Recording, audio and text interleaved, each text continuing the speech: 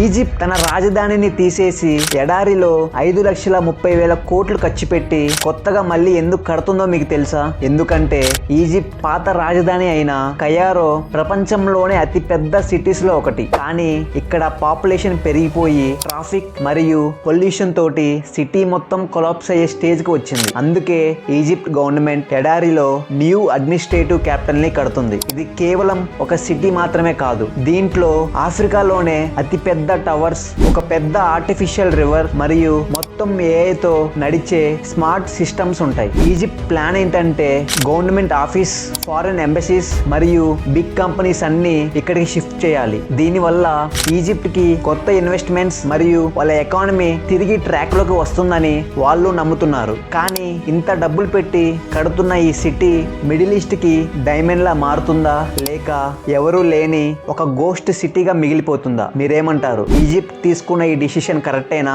Comment లో చెప్పండి.